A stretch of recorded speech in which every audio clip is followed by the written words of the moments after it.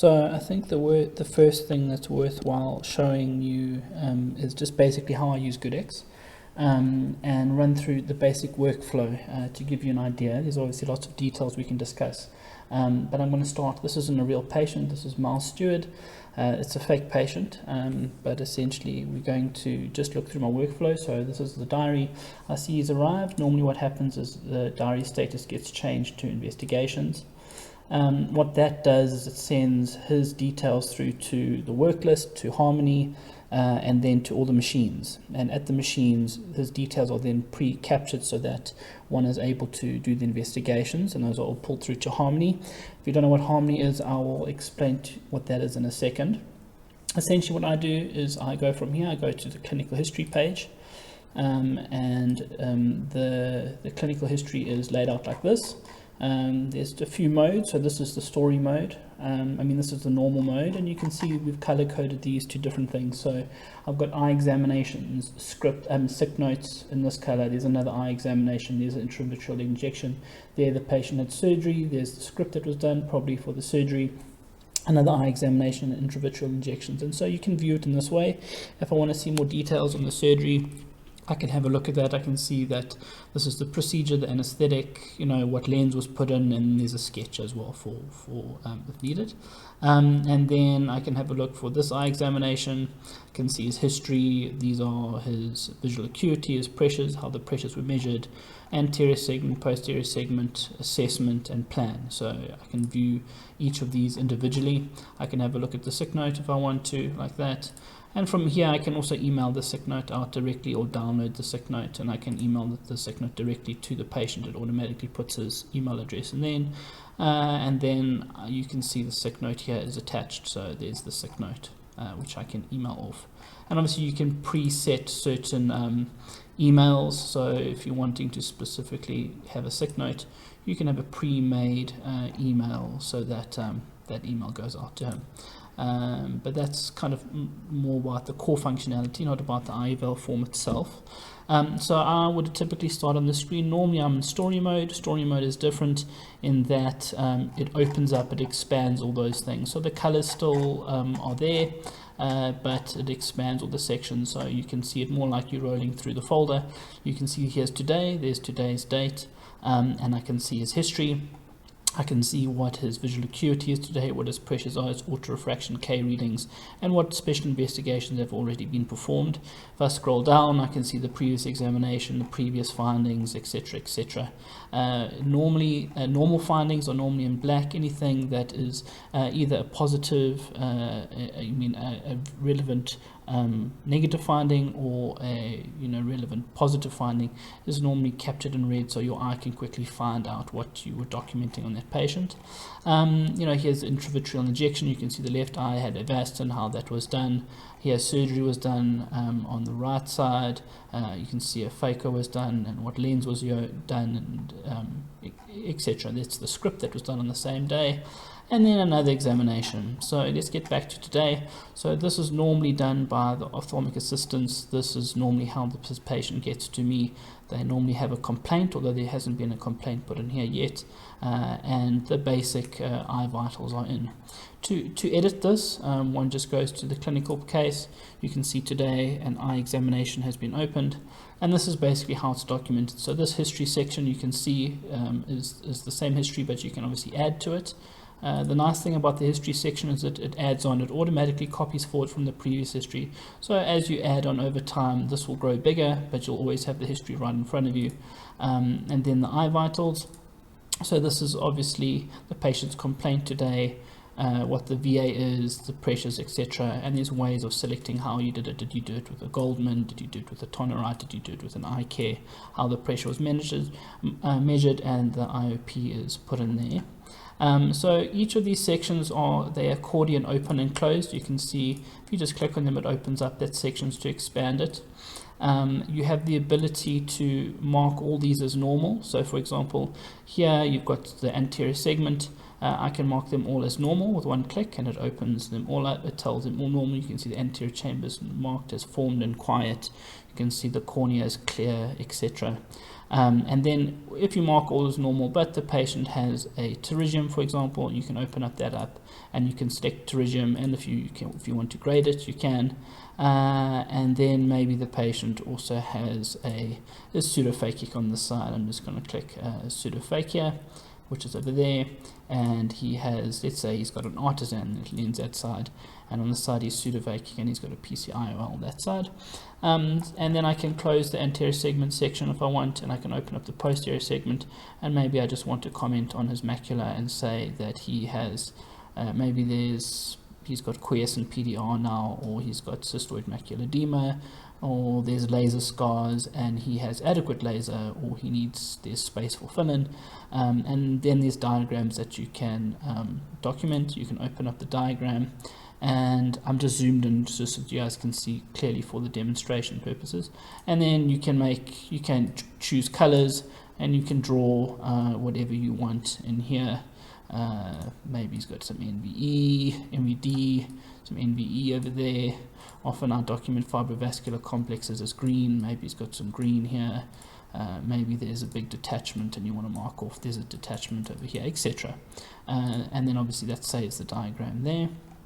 And then you'll see that as I've clicked on certain things, and these are linked to ICD-10, so you can see that there's a pterygium, there's an intraocular lens, and there's a H35.3 marked there, and so it generates ICD-10 codes as one goes. Right at the bottom of the screen you can see there's the billing codes that here, these 4 codes are always there to start with, and then you can see that he's also had an OCT because we've selected under special investigations. He's had an OCT, and you can mark other findings that you want here with these pills. Central macular thickness can be denoted here and over here. And then if we go down, you can, and this is all customizable. You can change what these pills are and what these values are over there. And then you'll see over here that there's a place to write your assessment and there's a write your plan. You can see these considerations come up depending on which pills you click, and you can customize these. If you click on the blue part, it'll put it in assessment. If you click on it directly, it'll go into plan. So I can say the patient has a left pterygium by putting it in there, and I am going to treat it conservatively. Or the patient has dry AMD, and they're going to get an Amsler grid, and they're going to be counseled about Ocuvite, and that information's put in there. If the patient was referred from somewhere and I want to send a report, I can add a task. I can say I want to report back to the optometrist, and I can say exactly who that optometrist is, and then I can assign that task, and I say, please can one of my staff members, that will then assign that task to them, take them to this patient, and they can do a report. If you want to book a procedure, we've got them here. So let's say he needs a diabetic PPV on the right hand side, when the patient needs to follow up, and what needs to happen on follow up. Okay, we're going to dilate both eyes when they come back. Okay, and then one can save that. And then if you look under clinical history, you'll see all that data that we put in ours there. We've got the VAs, we've got the anterior segment, we said he has pterygium, he's pseudophakic, our diagram is in there, our notes are made up on investigation, we've got assessment plan, what tasks we assigned, what procedures we booked, when the patient must follow up, and what must happen on follow-up. Now often what I use, which is very powerful, is the dashboard, which is also all customizable. And this is the patient's dashboard. So on here, at a glance, I can see my assessments and plans over the previous visits. You can see each visit what my assessment and plan for that patient was. There's a summary section. If you want to type in a summary, you can continue, you can do that, and it helps you just have a quick look at that patient. Follow-up, this is very useful for my technicians. It allows them to see what they must do when the patient comes out. I've said the patient needs OCT there, they must be dilated. When the patient comes in, they can just click on the dashboard and they know exactly what that patient needs when they arrive. The medical history is there. We've got the uncorrected visual acuity, the best corrected visual acuity, and you can see it graphs it over time. There's intraocular pressures. Any previous medication you prescribed is here, so you can quickly see what you prescribed, and over time this list will grow depending on what you prescribed. Here's the central macular thicknesses, those are plotted. Especially if you're doing medical aid motivations, you can quickly see what his last 3 CMTs were. Cup disc ratios there, intravitreal injections, you can see he's had injections on those dates. He hasn't had any laser, he hasn't had any pathology. So COVID results, blood results, everything will automatically show up here as he goes. That gets pulled through from Ampath and Lancet. So this is a very powerful screen. Again, this is all customizable, but we can get into how these are customized at a later stage. This is just more giving you an overview of how it looks and how it feels to use it, and the power of this. So let's say he's had Avastin in May and again in August. It's quite a big gap there, but let's say we wanted to do an Avastin today. So I'm just going to close that. I'm going to open up a second Eval form. You'll see that it'll create a secondary form over here, and there it is. And I'm going to change this down to we're going to give an injection, intravitreal injection. So here I can drop down. I'm going to do a let's say we're going to do Eylea. We're going to choose Eylea as the molecule, and we're going to do the volume is going to be 0.5. It's going to be 3.5 from the limbus. That's the technique and the strategy we're going to do. Let's do a PRN regimen, and the planned injection is going to be in 4 weeks time. How did he respond to the previous injection? He had a poor, let's say a poor response to Avastin. You can put more in there if you want to write something specific about the injection itself, but that enables you to document it. What it also enables, here you can see there's billing codes for Eylea. I've got a macro set up which I can add to the invoice to bill that patient all the billing codes we use for Eylea. That's the big power of this, is one can bill straight from your clinical notes. You can customize what these billing codes are as you go, which is very powerful, so things aren't missed and billings aren't missed. If you want to sign it, you just put in your PIN code, which I'm going to put in here, and click sign, and you can see there I've done a Eylea for his right eye, which I'm going to save. I just want to show you what that does with the dashboard. If I go to the patient's dashboard, you can see if I scroll down to here, you can see, oh, there we go, he had an Eylea on this date. So this is a running track of the injection, so you can quickly see when did I give the patient which injection, what has happened to his central macular thickness over time, and what happened to his VA. And remember, these are customizable. If I edit these, I can move these screens around, and I can put the uncorrected VA next to the central macular thickness, and I can add other sections. I can add, give it a name, choose the template I'm using, and then tell it what I want to graph, and then I can add more to the screen. That screen is very, very powerful. Okay, if I now go to clinical history, again, you can see here's my examination for the day, and here underneath you can see he's had an intravitreal injection. We've made it this green color. You can make it anything you want, and so that's how I do an injection. If I want to do a surgical case, we open up another Eval form, and I've got another template set up here for surgery. So I'm going to click here, I'm going to go surgery, and on this day we are going to do let's say a PPV for the right eye. The anesthetist, we can put an anesthetist in here, what type of anesthetic was done, and yeah, okay, so we're going to do a PPV. Now this is all customizable.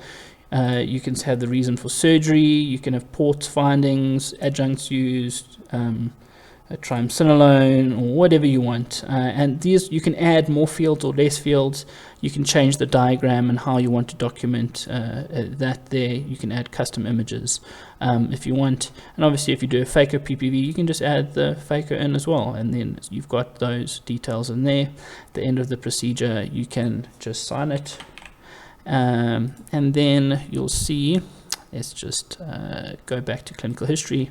You'll see that on this day now I also have a surgery. So I've done an intravitreal injection, and then I've performed surgery. It's a slightly different green color. You can see all the details for the surgery, a phaco, a PPV was done, etc. So that's quite powerful. The next day when the patient comes back, I want to do a post-op visit.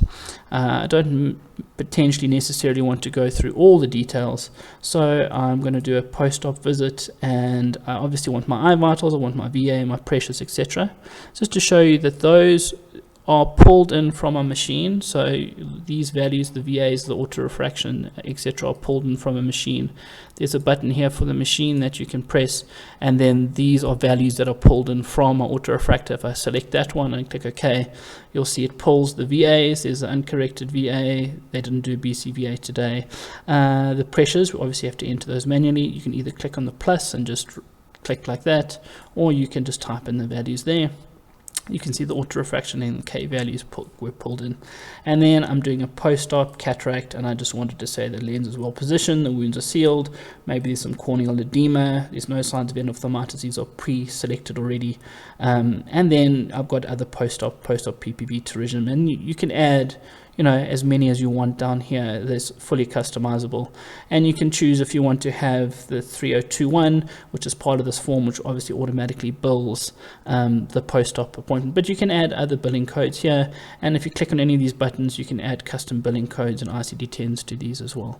And then I'm going to go back to the clinical screen to show you what that looks like, and you should be able to see that there's a post-op visit. Obviously this has all been done on the same day, so it's a little bit weird, but here's a post-op visit. So if I go to normal mode again, you can see there's an examination, there's an injection, there's a surgery, there's a post-op. It's all very quick and easy to see. So that's kind of just the basic functionality, usability of the form. The imaging is obviously a huge side, so I think it's worthwhile having a look at that. So obviously when you see a patient and you're busy going through the examination, or you're on the screen and you in story mode and you're viewing all the signs that the technicians put in or your previous findings, and you go, oh, I really want to know what his OCT looks like, or has this patient have corneal topography, or whatever you've done. This button over here is the Harmony button, which I'll click on here, and that will launch Harmony in the browser, and you'll see, there we go, there comes up Harmony. So now this is a whole another beast. Finding this very, very powerful. All my imaging gets pulled into Harmony. You can see at the bottom here there's this nice timeline. This patient's only had a couple of examinations today. I can drop the timeline to maximize it, or I can open it up. You can see these little pills are all labeled. Orange is OCT, green is topography, etc. And as I go down, those little pills get smaller, or I can make them bigger if I want to see more. And then I've had it set up to open in this view as default, so I can see the funduses, I can see the thickness map, the OCTs I can scroll through. You can see that as I go through here, you can see that where you are on the SLO image, and you can maximize this. I'll double click to maximize. You can look at the whole OCT, you can scroll through the OCT, play through the OCT, etc. Let me just close that. You can change how it's viewed. If I want to just view those images like that, if I click on the OCT, I can put in the one OCT that side and the other OCT that side, play through that scan, play through that scan. You can set it up a variety of ways. You can you want the fundus on that side, and you want, I don't know, the SLO and the OCT on that side. So there's a variety of ways of viewing this data. You can have, here's a B scan, for example. Here's corneal topography, what that looks like, and you can scroll through the corneal topography. Here we have perimetry, which you can view in, and there's lots more to this. You can compare from before, you can chart, there's reports that you can do, there's artificial intelligence that you can assign on here, run algorithms and stuff, but that's a whole nother discussion. But that's essentially how one gets to imaging, and you can get back just by clicking on the next tab across. So that button there will take you to your imaging. On the clinical case page, if over here you want to jump through, you can go through to Harmony, and you've got an option to either go to the image viewer, which we were, or the study archive view. What that will do, it'll bring up the history of all this patient's examinations, not just today, but ever. So that's just loading. You can see this is what the patients had and the dates that it was done, and if the patient more investigations, you'll have them more over time. Or you have the the actual view, which is like this. This is the image view, and as I said, you can have as many fields as you want. If you have a big TV or big monitor in your room, you can view a lot more. My screen's much smaller here, so one isn't able to see as much, but it's a very powerful pack system that really makes it convenient to view everything in one place. Slit lamp images, etc., everything get pulled in here. It's an archive for one place.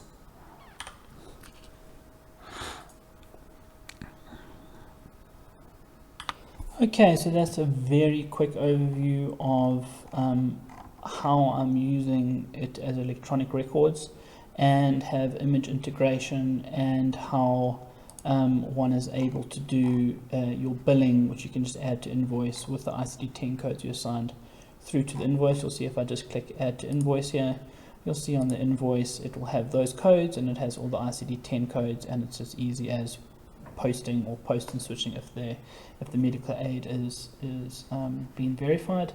And yeah, so very easy to do the billing at the end of the consult. It almost automatically generates your billing. I think if you knew very little about ophthalmology billing and just documented your findings, clicked add to invoice and billed, you'd probably be pretty close to doing that. So one thing I didn't show yet is there's obviously, these are the main sections. There's obviously other sections that one can build up.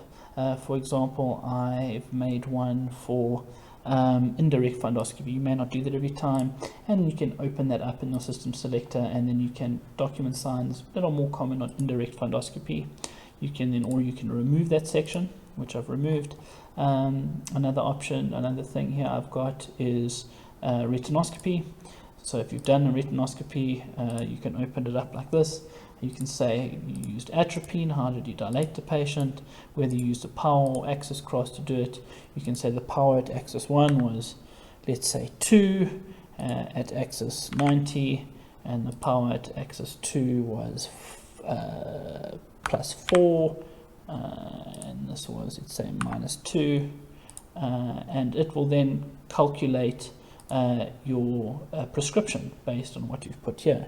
Minus 6 at axis 90, and the power here was plus 2, and then it calculates what the refraction is. So that's quite neat as well. Obviously, if you use the axis cross, the axis changes by 90 degrees. It depends on how you hold your retinoscope. You can make comments about the retinoscopy. So there's retinoscopy, thyroid associated orbitopathy, maybe they're there and you're wanting to put in the clinical activity score. So you can click which of the clinical activity score they've got, and then you can type they scored 7. So, and it's got a little, I've just put in a little summary here of what the clinical activity score is, and there's a variety of other sections, and one can build these up. PSVA, maybe you're wanting to say that the patient can see hundreds and thousands, they can fix and follow, that they don't have a preference, then can maintain fixation through a blink. What else? Oh, this is quite useful. What I've created is in a consumables thing. So where's my consumables? Yeah, this is, I'm still busy building this, but I've basically created pills that I can use. So if I'm giving a bandaged contact lens, if I click on bandaged contact lens, I've linked that to a nappy code, and then it will add that nappy code to the end. I actually haven't done that. I'm just check if AutoPads has done that.